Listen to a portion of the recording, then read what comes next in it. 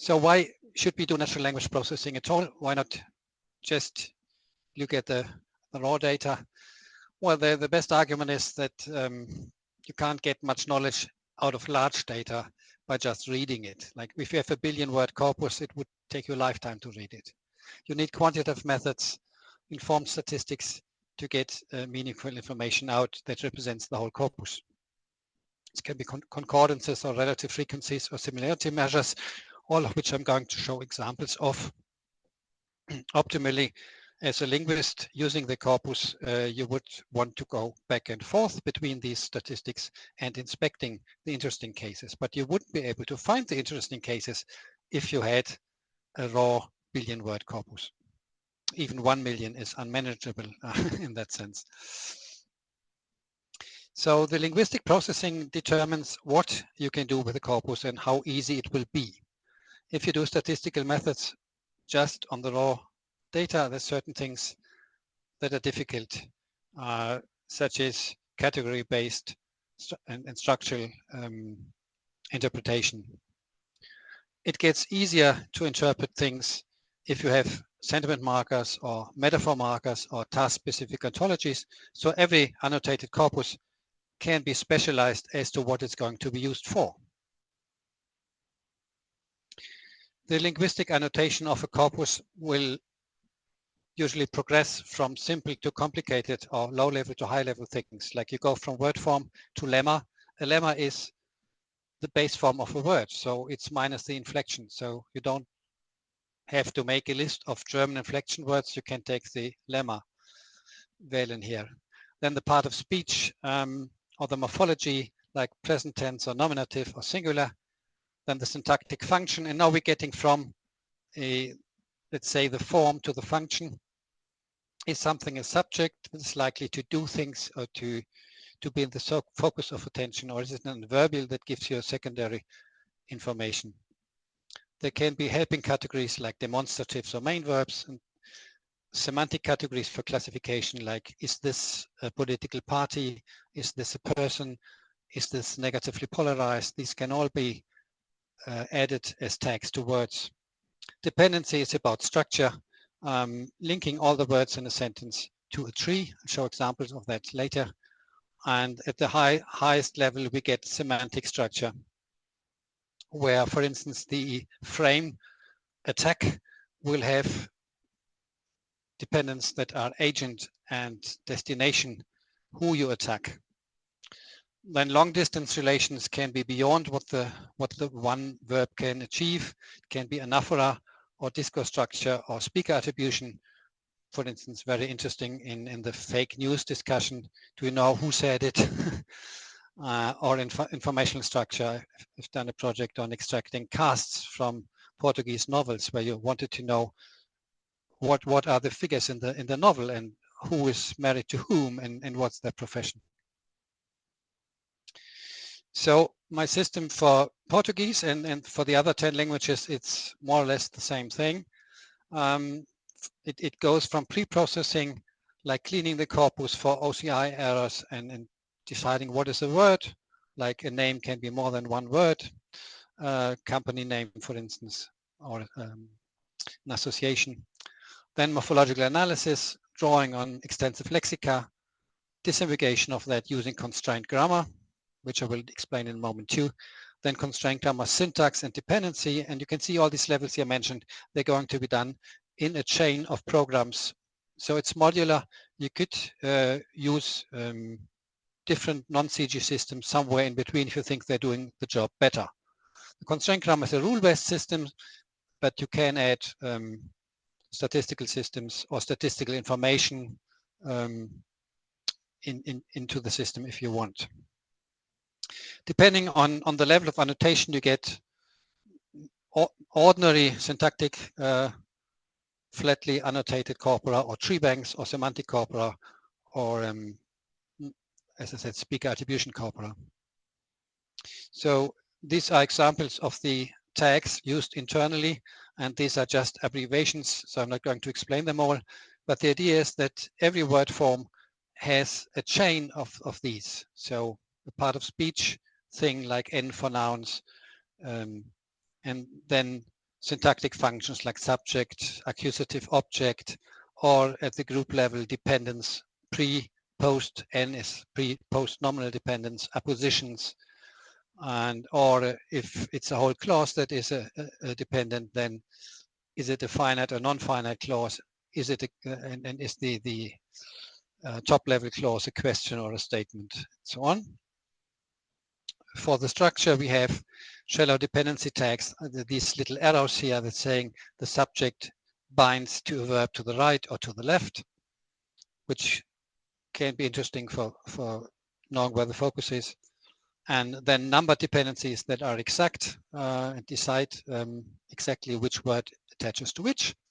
And from that, you can build constituent trees, classical Chomsky constituent trees, or do higher level structure with arbitrary scope. Could be across a whole book. You could have an anaphora link checking if there's a pronoun he or she, who exactly that refers to, or if it's a first name, last name thing, you can all relate it to the same person. For the semantic level, I also distinguish between form and function.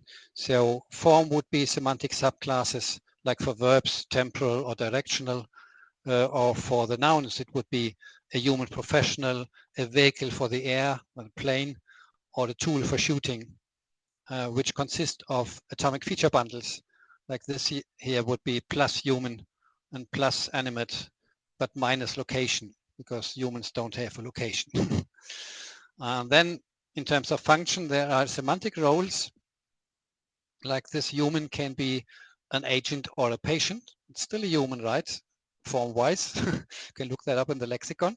But it can function in the sentence as an agent or a patient, or even a theme, like dwarf throwing, then the dwarf is his theme, or giving to the recipient.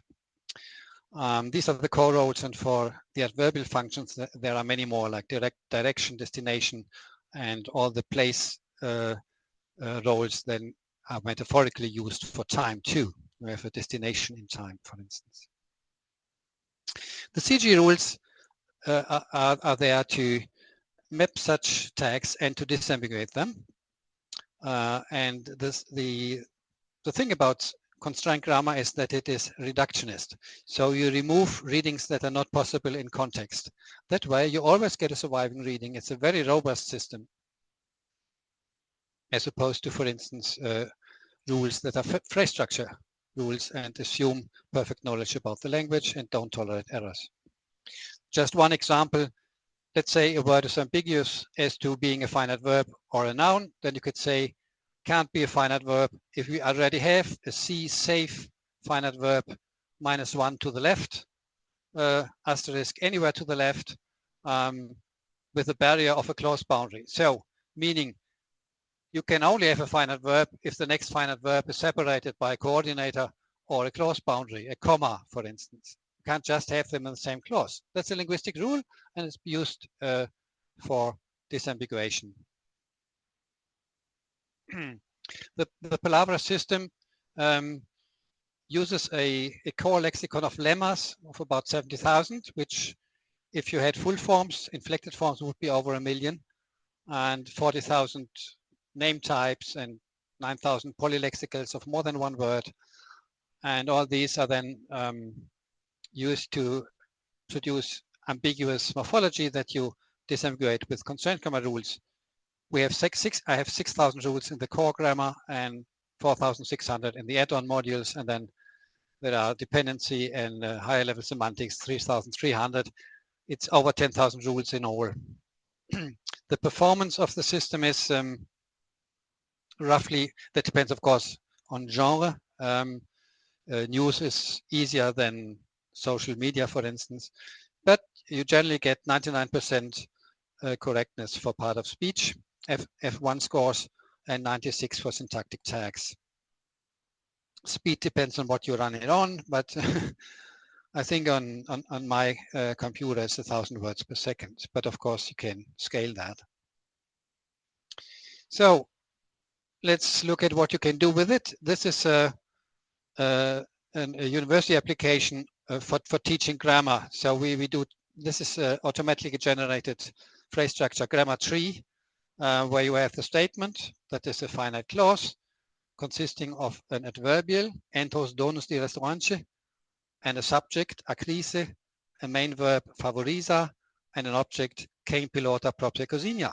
This object is a finite clause, and this subject is not just a word but a noun phrase, so it's itself as an article and a noun, and this clause would have its own subject, quem pilota, verb, and then the object a propria cozinha, and so it goes down to the word level. You can see the clear distinction, pedagogical distinction between form and function. The form is green and the function is green and the form is blue. Inside in the computer CG level, it could look flat like this. This is the function added to individual words, like Krise is the subject. But if you do this, then you need dependency links between the words.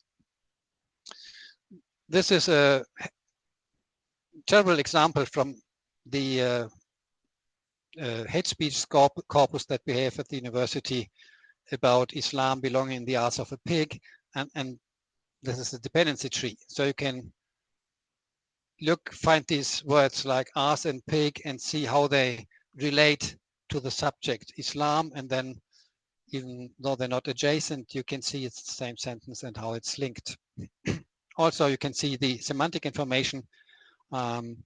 This is a domestic animal, the pig, or here we have an anatomical thing, the arse, and here we have ism is an ideology, Islam.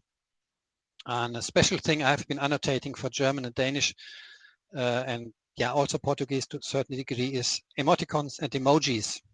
They are classed as adverbs in 9 groups, so I can look for sad or happy emojis, which is a great way of finding sentences that are not face value, for instance, or are yeah, it's a bit like sentiment extraction. This is a Spanish example for a dependency tree where you have the semantic role. This is an argument that's an agent. This is an event, a program and a party, and this is a beneficiary for its employees and its location in their own building. So imagine information structure, you could just have them adjacent. You know, something is happening and there's an agent making it happen, and there's something which is good for, and that's the place. So syntactically, this is organized, of course, as a subject and an object and so on. That's another level. But in these blue circles, is pure semantics. And if you go cross language, it will look the same in Portuguese and German and so on, if you abstract it to these blue labels and the verb in the middle. So this is source format. In the computer, my system would have the article and the proper noun, the ministry here, and then information on it. That's an organization and a subject, and it's the Arc0 agent. And this is the precise link to the verb it's going to, from the second word to the third. That's a dependency link. The third word then is organizará, which is the top note of the sentence, which is organizing. And this is the predicator. Then we have an object, which is also linked 5 to 3, also to the same word. Now to a Portuguese example. At the high level of semantic disambiguation, I have constructed a frame net for 9,600 Portuguese verbs, and there is a lot of ambiguity. For instance, the verb contar has a 6-way ambiguity here. It can be the tell frame, contar uma historia, or the math frame, contar ovelhas, or the contain frame, contar 300,000 habitantes, or assume and rely, contar com, or the planning frame, contar viajar para, contar em viajar para, 2 different realizations of the frame, and meta, a sua ajuda, conta muito para mim. Obviously, not the same frequency, but we have to distinguish for a good annotation of the corpus. So there will be 6 frames marked as possibilities like this, and these are templates. So let's look at the tell. Tell has a subject, and the subject, if it is the correct frame, would be a speaker and form-wise a human doing the speaking. Then there would be a dative object functioning as a recipient and also form-wise being semantic form being a human, and finally an object that has the semantic role of messenger, and the form would be a finite clause.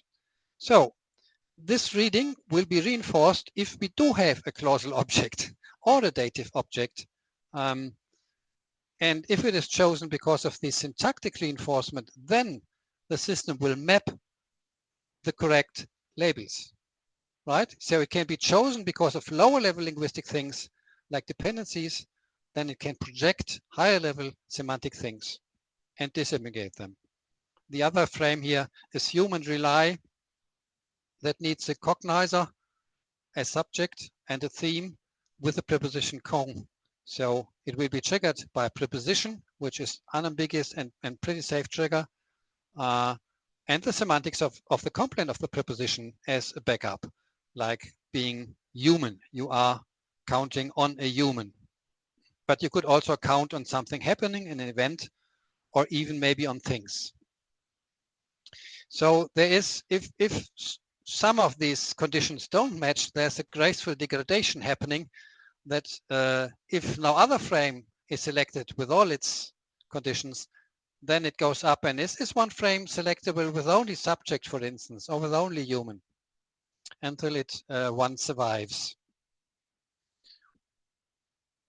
So this is what the Portuguese sentence would look inside. It's a bit like the Spanish example, so I won't use much time on it. But you can see we have frames now. The they show as a leaving frame, the promessa as a promising frame, and the fin is, oh yes, I have to mention that. Also nouns can have frames, because fin is like a verb, it has something it governs.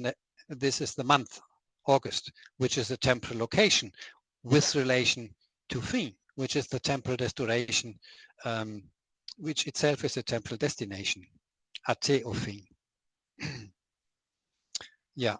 And then you have precise relation links here that are not dependency links, but they go across the dependency in a more abstract way and creates something like the semantic tree we saw for the Spanish example.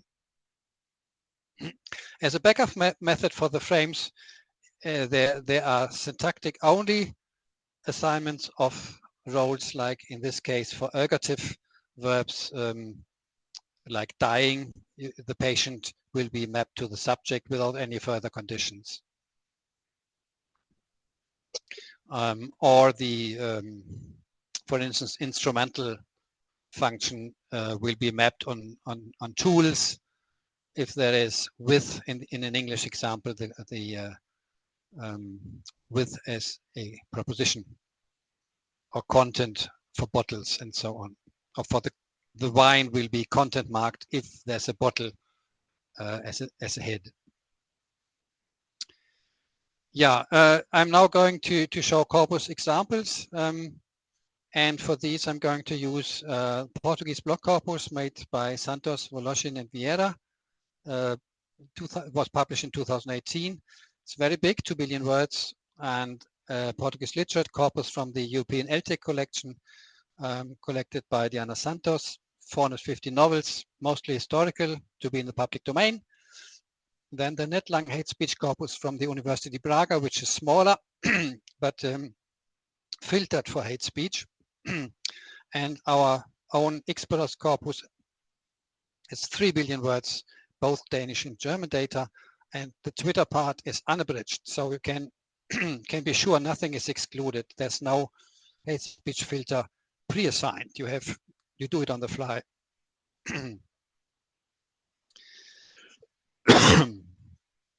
So let me take a topic, food in literature.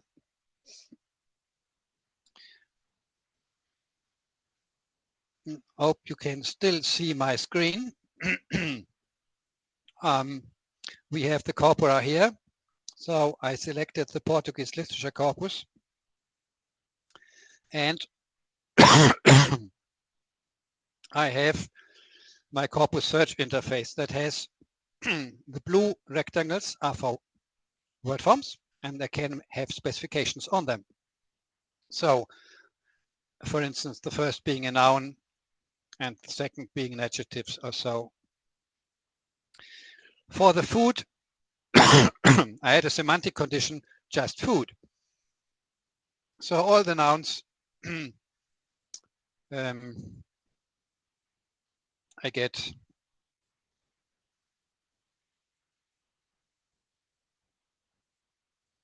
so this would be a concordance. I've looked for food stuff and I get sentences with food, pasta and boule, pastéis, and so on. Now this is still 17,800 examples, unreadable. I need quantitative interpretation. So I want the base form of these words, and I want the the relative frequency or the absolute frequency. Thank you. And then I get something like this. The relative frequency is normalized for combinations. We can take the absolute frequency here. So I get carne, pau, prato, doce, comida, and so on. And I can look at this and group it by author, and then I can see, or by title, or by year or so, and then I can see when and who and where is writing about which food. So I can guide my qualitative inspection. I can know which book to read, which author to read, who has a lot of food topics if I want to know about food in literature. So I'm going back to my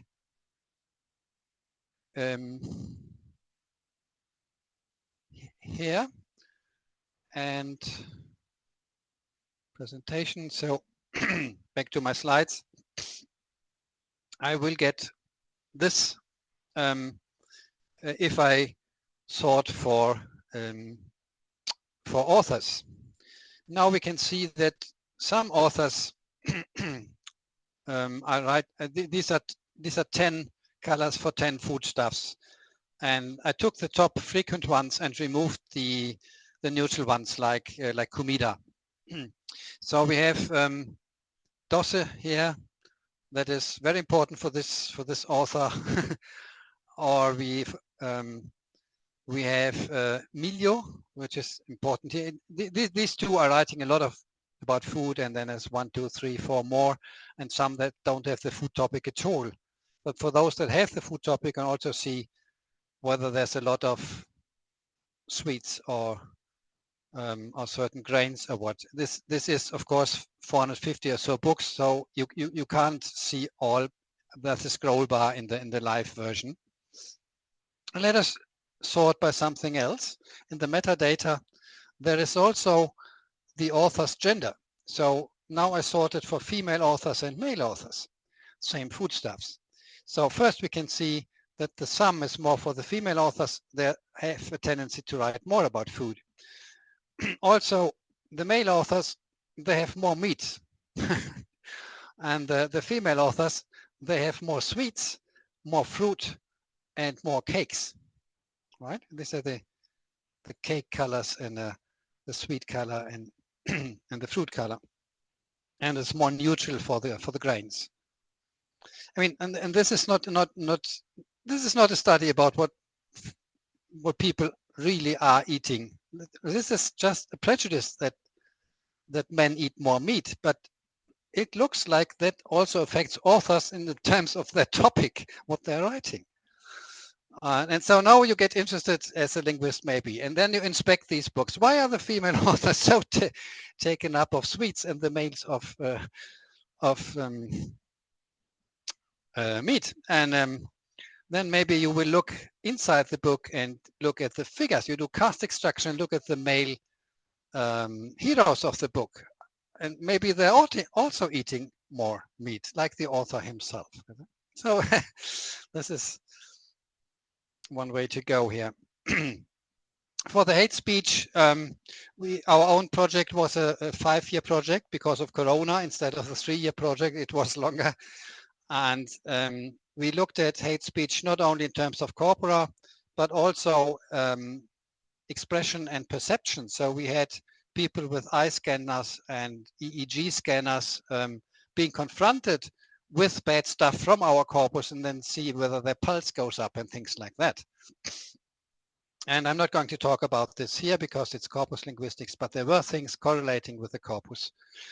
Like you can shock Germans more than Danes by talking about the Holocaust. The Danes don't care so much about the Holocaust. So what is hate speech depends on the history of and the context, social context of the listener. The corpus challenge of making a CMC, a computer-mediated communication corpus, is that it's hard to understand what a word is at all. So there are talk abbreviations like here in German, or English CMC slang for what the fuck or oh my god. And this will not be in the parser's lexicon or any other lexicon for that matter. Always new things. The spelling will be, well, avant-garde sometimes, like here the German gendering. You have the innen for meaning male or female, but there are a lot of variation on that. And then, yeah, there are the compounds that in German and Danish are productive, so you can't have a full list, and they contain a lot of hate speech stuff that you wouldn't find if you didn't look at compound analysis. There is also like puns, like egality, or spoken language written down as such, which a parser doesn't get either, not the ordinary standard parser.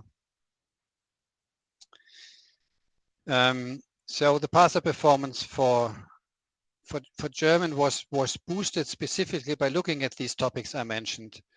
And in the end, there is a part of speech, coarse part of speech of 98, or fine part of speech of 97% F1 score, and the syntactic function here 94, which is lower than I said before for the Portuguese if it's on a newspaper or standard stuff. The corpus search interface can be used with text, just text, but inside it is a corpus query structure that allows graphically based searches with fields. Like here, we can have the word or the base form or semantic annotation, or we can have part of speech, and I could unfold these as function would be subject, object, and so on. You could look at the heads, and you can even make layered searches, subqueries. I'm going to show examples. So this is a sequential search. So we're looking for words for immigrant in German, including refugee and Muslim and so on. And on that subcorpus, which we created on the fly, we're looking for semantic or extra markers for subject predicatives. What we get out of this is attributes associated with immigrants. And we could ask for a negative marker, for instance, and only get the negative ones. This was not intended. Yeah, on the right side, we have a dependency search where the dependency head is supposed to be an attack frame in the past participle. Why? This mouse is too intelligent. So the idea is looking at who is attacking whom.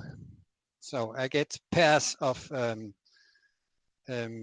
for instance, war or attacking verbally in hate speech.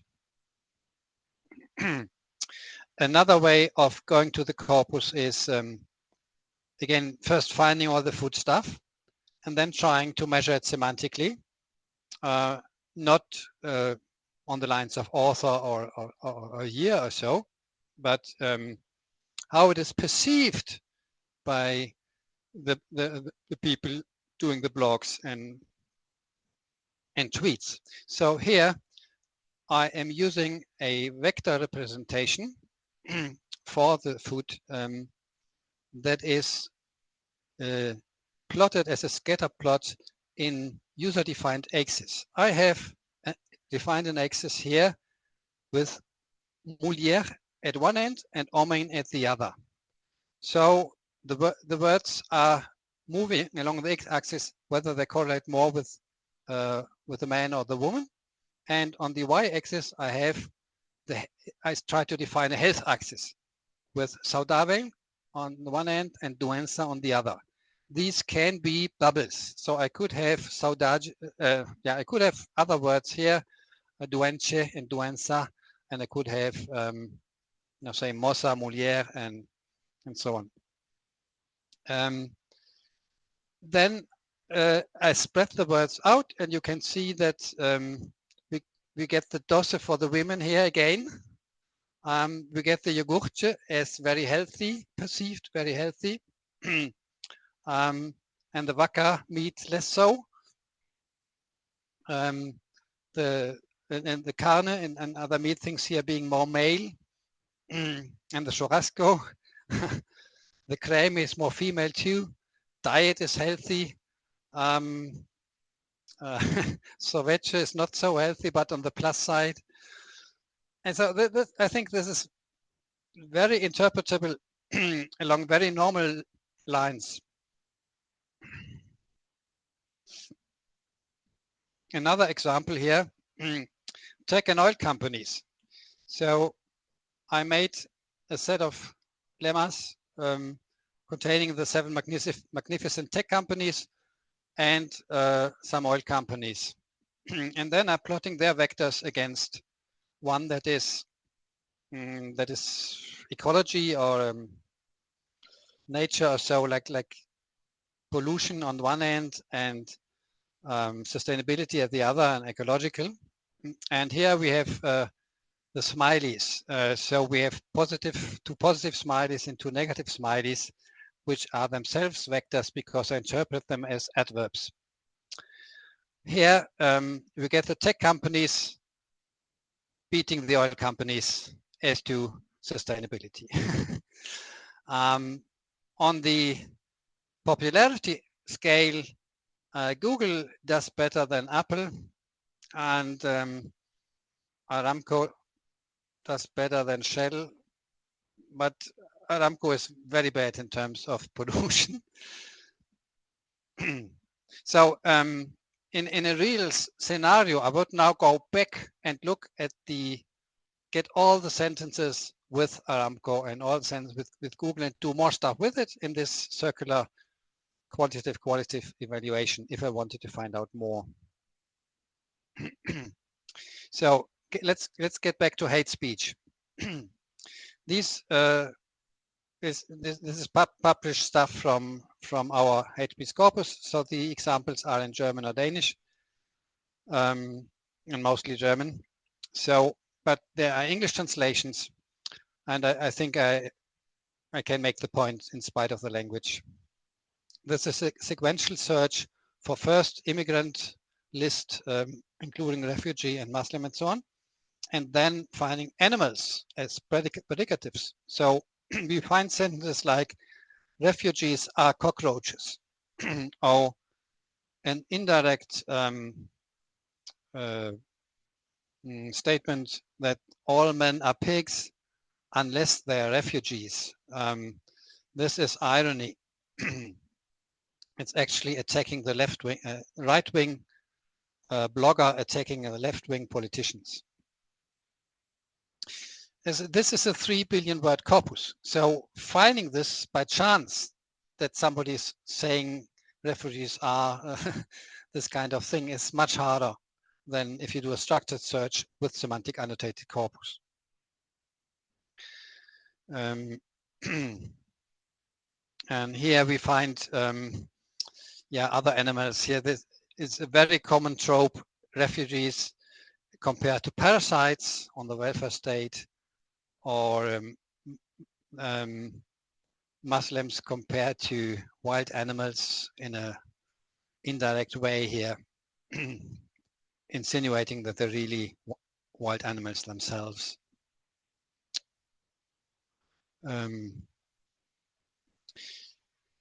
Now I'm looking for subjects for which verbs, and then I can look at the complements. Like here I get that Muslims are perceived as terrorists, generalized as terrorists, and that they're taking the German jobs, and the foreigners are taking the German jobs. Here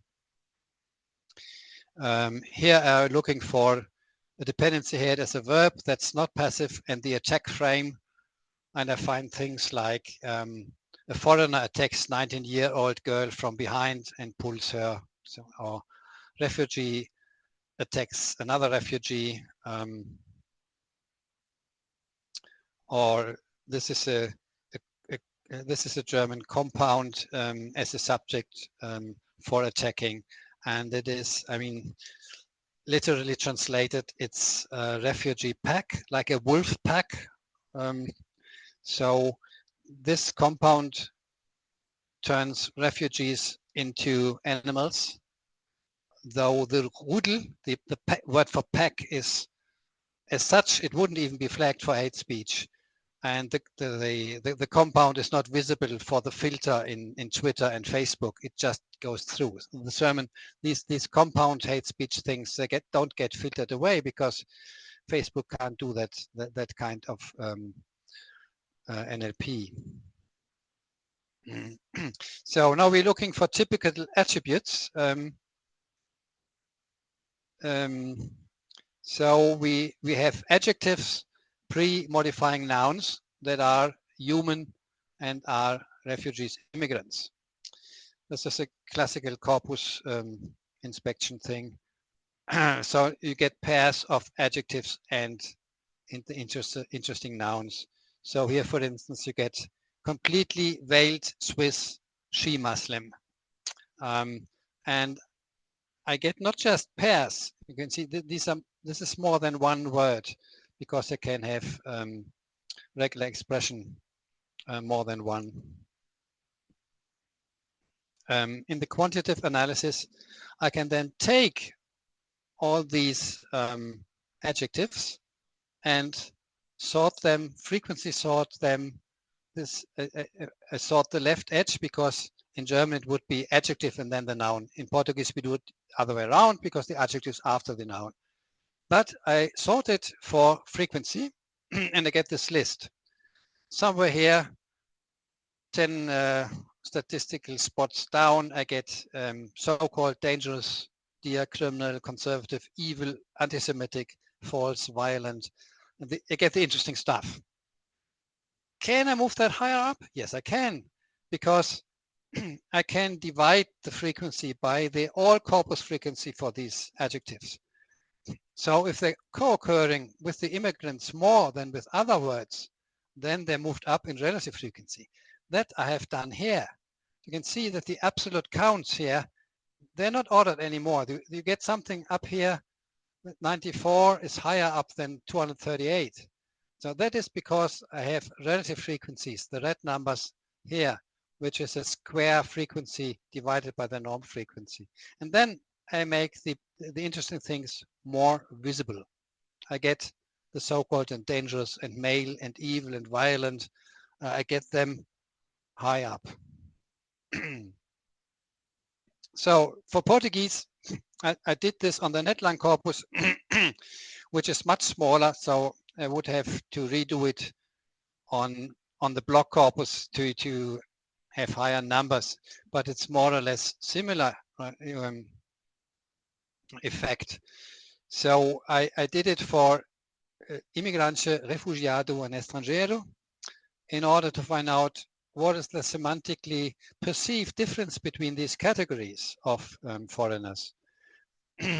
And actually you could kind of guess what is what from the correlating adjectives. The immigrants, it's the most important collocation is illegal. And then you have in Portugal, the Maghreb immigrants from Africa, and here the African Sudanese, and or in Portugal, maybe the Brazilian immigrants, or in Brazil, the Venezuelan. Whereas the refugiados, that is more interesting. People are more interested in where they come. They come from war countries like Afghanistan and Syria. And it is more about ethnic than, yeah, the Arabic didn't show up here.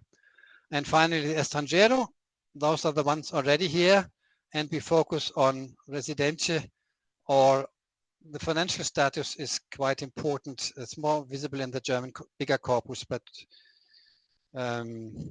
we have pobre or culto or competente. This is what are they contributing to, what are they worth contributing to society. So this is from the Danish corpus, which is bigger, and we get a clear correlation between criminal and the immigrants, and for the refugees, whether they are cheating and where they come from, and the foreigners, how well educated, and again how rich and integrated and so on they are.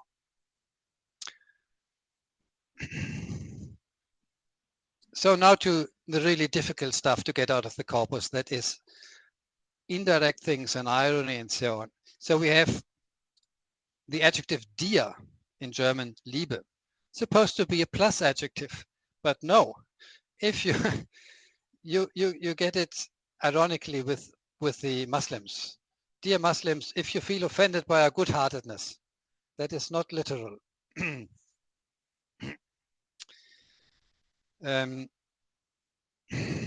Yeah. So another one of these indirect markers is the poor. In German, that can mean to be pitied. And together with Muslim and Islamist and so on, it never means poor. It always means pity. And it's meant ironic. So the third thing you can use here for the indirect things is skeptical or laughing emojis. That means don't take the sense as face value, like the tolerant Islam, and then this emoji afterwards, it means the opposite. Yeah, there are different high-level linguistic tools we identified, like othering, inclusion, exclusion of foreigners, imperatives, fuck yourself, go away, irony. And yeah, I have no time to go into all of this, but obviously slurs are very important. So we set out with a list of slurs for trying to filter the corpus, and it was just a small part of what was actually used. We just couldn't imagine. I mean, without the corpus, you can't make a list. It's just every person has a different little list of such words, but together it's horrible how long the list is. So I did something, can show it. Go back up here somewhere. Here. So I did vector similarity rounds. First with the known words like kanake is a negative one, and then finding others. Then you find association with certain animals and so on. Then you run those again and you get more and more and more you can search for. So another thing is the emoji analysis that I'm using as vectors. And I wanted to prove a hate speech difference between Germans and Danes. So here we have association between these words and the German maximally negative blue and Danish maximally negative emoji red, and then the angry emoji for German yellow and Danish green. And what you can see is that the German negativity is focused around immigrant, refugee, and foreigner and asylum seeker. Whereas the Danish is still negative for those, but it's higher for Islam and Muslim. So the conclusion is Germany is more tolerant of religion than Denmark, but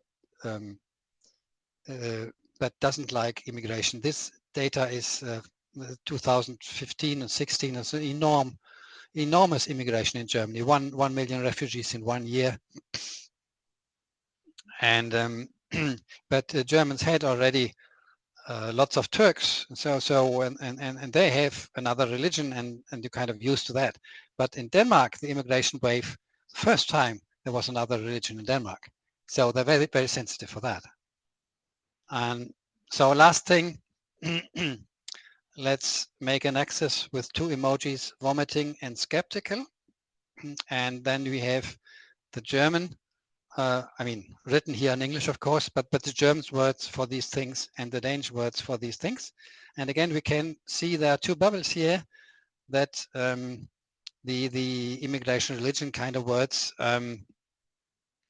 that the Germans receive as more vomiting inducing negative. They have asylum seekers and Nazis. And for the skeptical ones, we have the Danish bubble here with the Muslim, and so the Danes are use more the skeptical emojis here, and the Turks and Syrians are Turks are not really a topic in Denmark, but a topic in Germany. They have many, so it goes. There are more emojis on this. So it's interesting that 2 closely related languages and cultures, neighboring cultures that are 100% alike on many topics and statistics, they still have different issues with hate speech. Yeah, I'm going to stop here. Then you can open for questions. I have some links here. Oh, where is it? Where you can, let's go down. Yeah, there are some publications here, and but end of trade up here. So if you want to try out the parsers, it's this website, and the corpora are on Corpus I, and this is my email for questions.